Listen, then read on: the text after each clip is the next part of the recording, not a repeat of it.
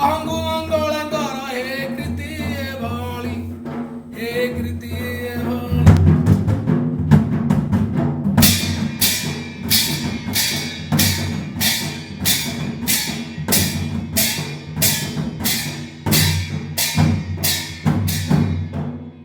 ପୋଲସରା ପାଖରେ ଚକର ଗ୍ରାମ ତଇ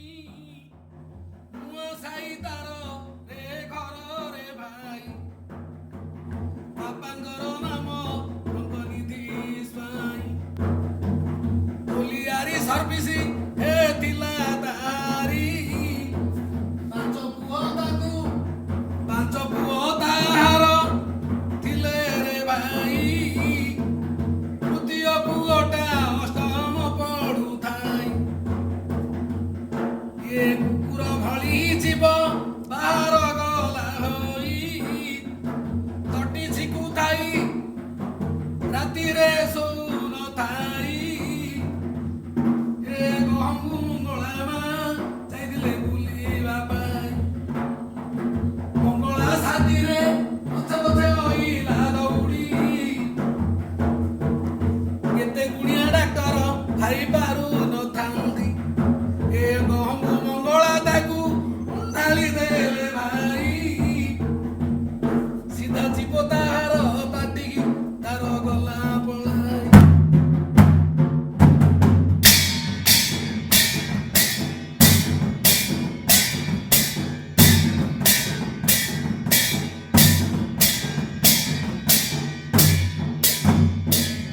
ଏ କେତେ ଗୁଣିଆ ଗାରିଡି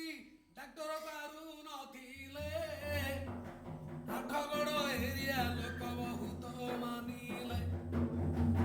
ତାପରେ କିସ ଘଟଣା ଘଟିଛି ଭାଇ ସେ କଥା ପଦେ ମୁଁ ଦେଉଛି ବୁଝାଇ ଗାଙ୍ଗପୁର ପାଖରେ ପିଞ୍ଜେଗିରି ଗ୍ରାମରେ କାଳଞ୍ଜି ଘର ଝିଅଟି ବଧୁଅଟେ ଭଲେ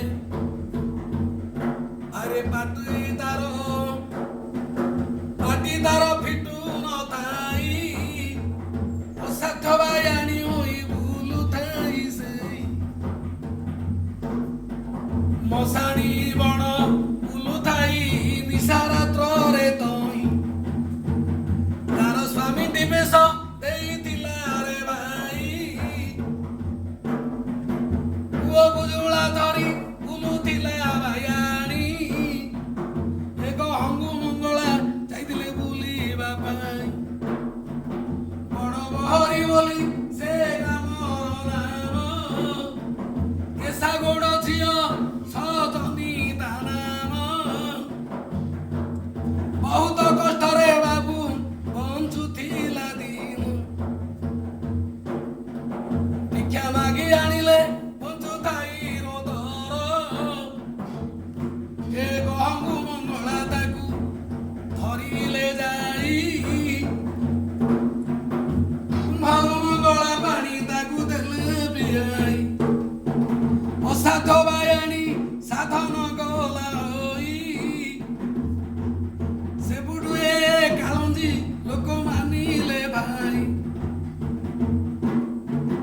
କାଳଞ୍ଜି କାଳକୁଟ ଖାରି ମାଟିକି ଦେଖ ବାବଲ କୁଣ୍ଡ ଏ ଆଳିଆ ପିଲା କି ଗୁଣ କରିଲା ମଙ୍ଗଳା ଦୟାରୁ କାଳଞ୍ଜି ସମାଜରେ ଏ ଭାବ ବାନ୍ଧିଲା କୋଟି କୋଟି ଟଙ୍କା ଆଣି ଦେଉ